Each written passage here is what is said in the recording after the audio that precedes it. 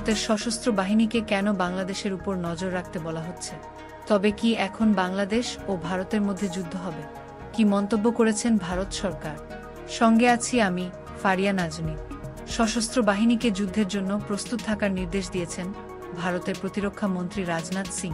তিনি বলেন, ভারতকে শান্তিপূর্ণ দেশ করে রাখতে সশস্ত্র বাহিনীকে যুদ্ধের জন্য প্রস্তুত থাকতে হবে।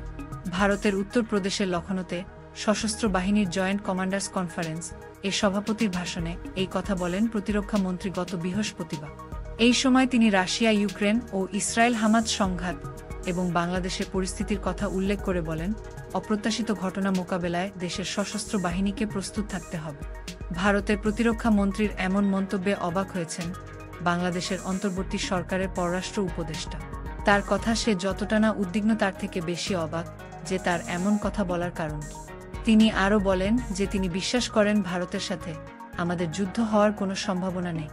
রাজনাথ সিং এর মন্তব্যটিকে গম্ভীরভাবে না নিয়ে বাংলাদেশের পররাষ্ট্র মন্ত্রী বলেন, তিনি এ কথা কেন বলেছেন তা সম্পর্কে খতিয়ে দেখা হবে।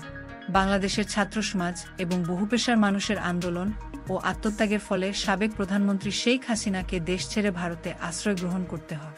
অনেকের বিশ্বাস শেখ হাসিনার পক্ষে ছিলেন মোদী সরকার শুরু থেকে। ফলে বলাই যায়, শেখ হাসিনার পরাজয় ভারত নিজের পরাজয় হিসেবে নিয়েছে। ভারতের প্রতিরক্ষা মন্ত্রীর মন্তব্যে দেশে উদ্বিগ্ন ভাব ছড়িয়ে পড়লেও বাংলাদেশ অন্তর্বর্তী সরকারের মতামত অনুযায়ী যুদ্ধের সম্ভাবনা নেই। অনেকটা নিশ্চিন্তেই তবে এবার জনগণ শ্বাস ফেলতে পারবে।